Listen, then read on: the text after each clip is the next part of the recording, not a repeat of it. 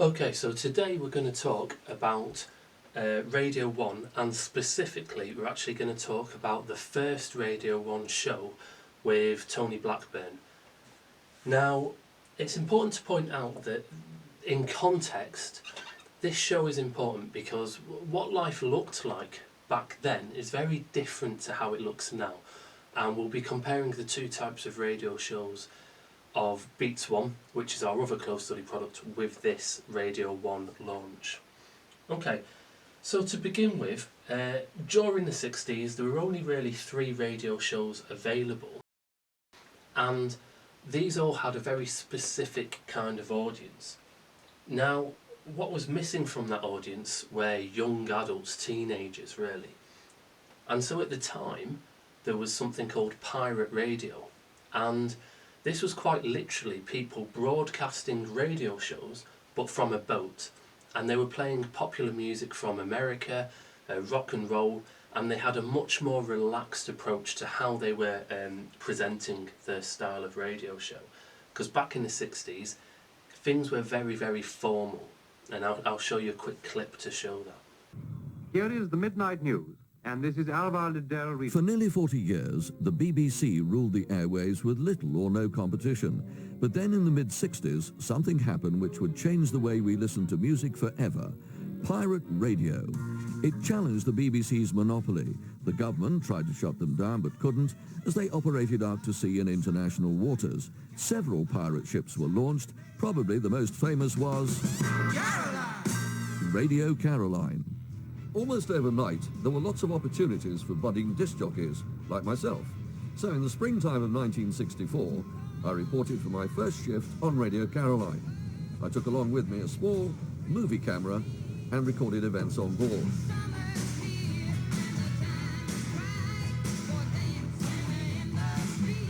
I recently came across the film in my attic. I hadn't seen it for decades, and until now the footage has never been broadcast. It's a unique insight into what life was like working on pirate radio.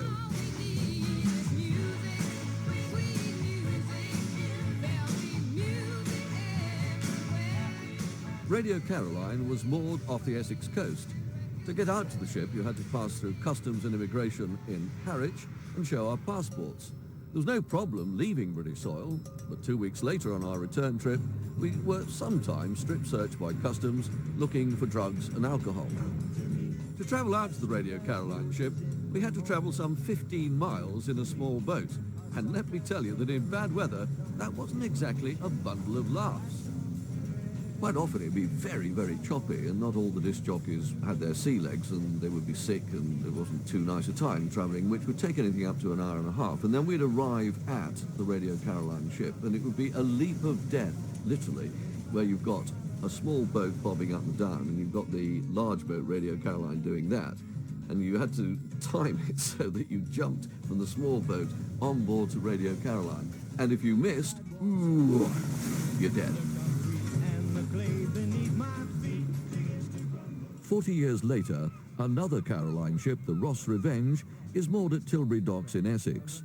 Watching my old home movie has really brought back memories, so I've come to have a look around the ship. Joining me is one of my old pirate mates, Tony Blackburn. God, just like old times, isn't it? Yeah, it really is, isn't it? It brings back the memories a bit, doesn't it? Not half. Yeah, three, not half. You sound like Alan Freeman. Yeah, I mean, we were out on the different ships for 3 years altogether, weren't we? We were. I mean, I really do think if it hadn't been for Radio Caroline, we wouldn't have been able to get into radio.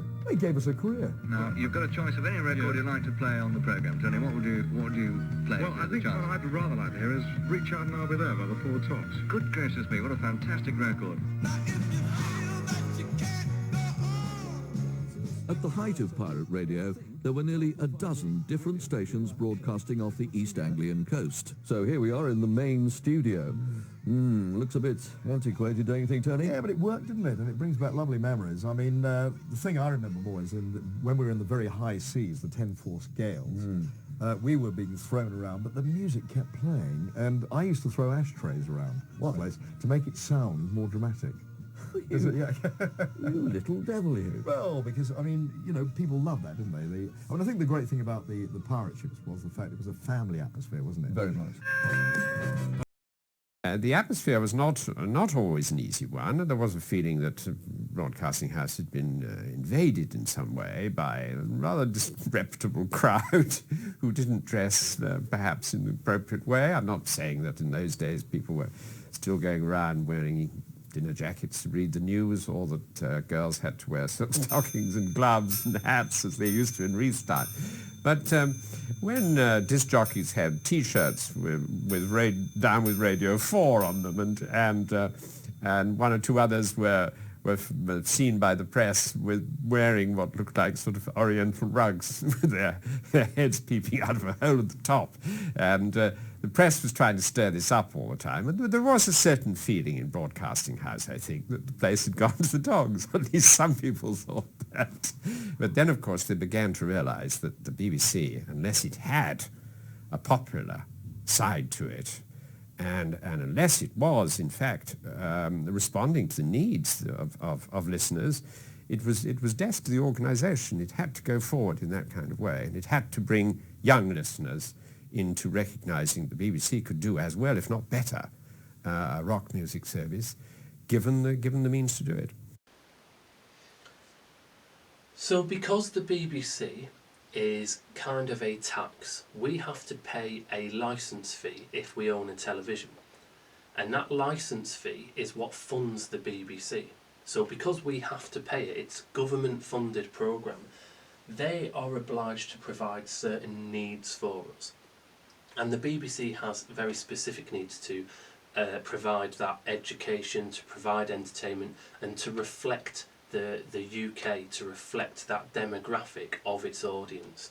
And so the BBC felt that they needed to have a radio show for teenagers because there just wasn't anything out there. And so that is when Radio 1 as a concept was born. The Pirates were so popular because, unlike the BBC, they played non-stop pop music. Millions of listeners were tuning to Radio Caroline. It was so hugely successful. We also got the pick of the pop stars because we helped break quite a number of new artists, new recording stars, new producers, new songwriters, and they tuned to Radio Caroline that we gave them the exposure. And in turn, they came out and visited us. Gene Pitney, the Walker Brothers, and many, many other stars, including the Beach Boys and Tom Jones. Now, it's important to point out that Tony Blackburn was actually a pirate DJ, so he was a very popular DJ already with an audience of teenage listeners performing via a boat. And so what the BBC wanted to do was to try and recreate that feel of pirate radio, and so they hired Tony Blackburn to come in formally and to create that show. Okay, so let's have a quick listen to the Tony Blackburn show and get an idea of the style.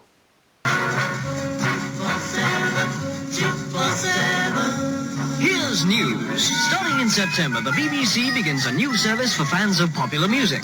There'll be light, and then there's pop, and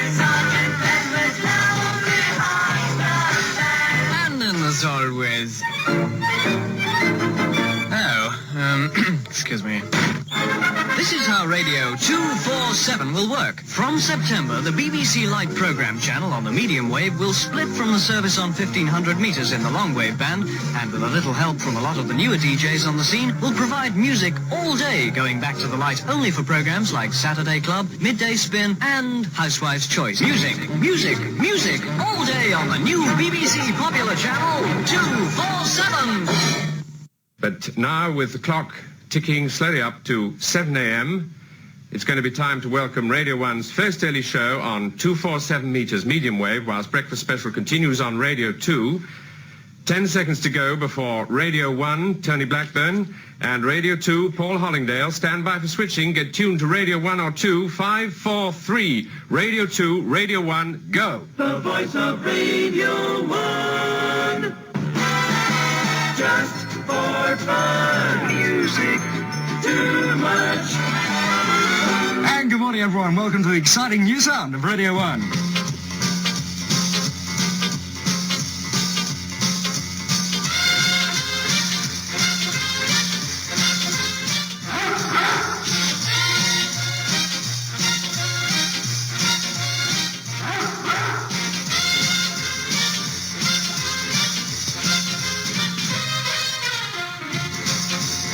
Yes, indeed, we've even got Arnold back. Hello, everyone. Welcome to the first of the Tony Blackburn shows. I shall be waking up every morning except Sunday between 7 and 8:30. So let's away!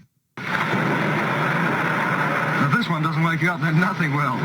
This is number 3 this week in the Radio 1 Fun 30 from the movies called Flowers in the Rain. Woke up one morning, half asleep. Number 3 this week in the Radio 1 Fun 30, and it comes, of course, from the movies called Flowers in the Rain. 3 minutes now past 7 o'clock on the first of the Tony Blackburn shows from Radio 1. And we have all the press, the other side of the glass there. We've got absolutely everybody in the studio, the press from all corners. Now, it's important to point out that the perception of the teenage audience was that they wanted this pirate style, and they wanted things to be a little bit reckless, a little bit carefree, and use a lot of that American rock and roll kind of culture. And so if we look at the actual figures of the radio shows, it looks like Radio 1 was very, very successful.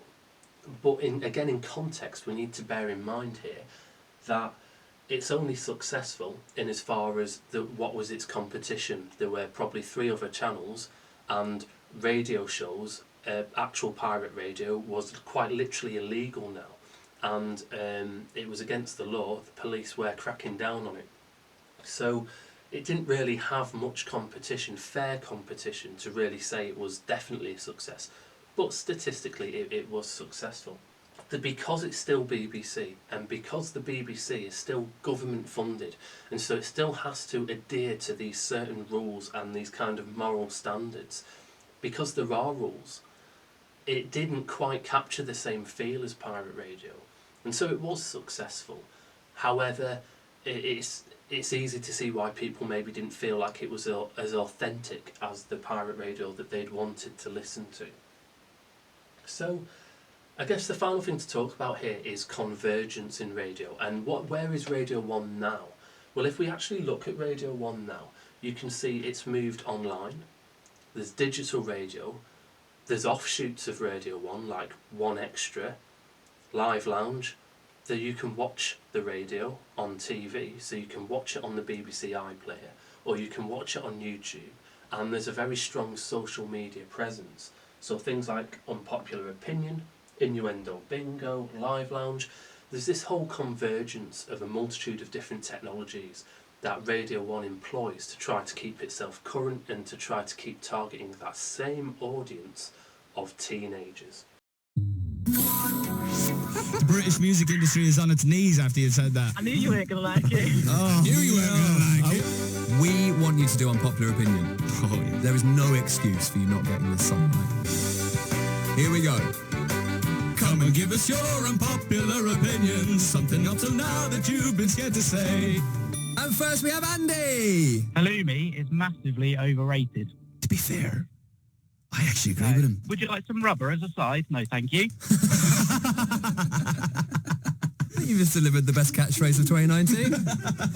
Where does I don't even care. You've peaked. I'm sorry. You've absolutely smashed it. Oh, come and give us your unpopular opinion. Something up till now that you've been scared to say. Next we have Zach.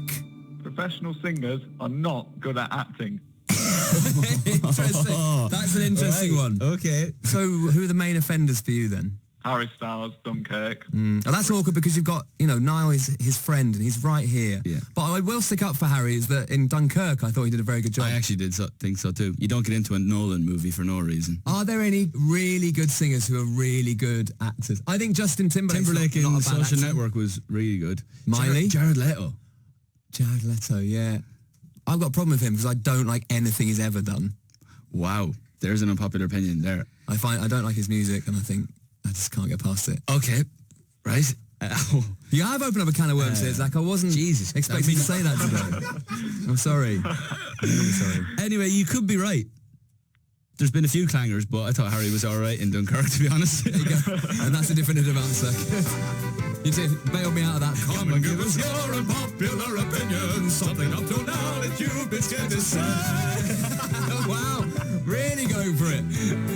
And it just fell flat. Ian! Mexican waves during sporting events are completely pointless. I'm not going to lie, I would agree with this.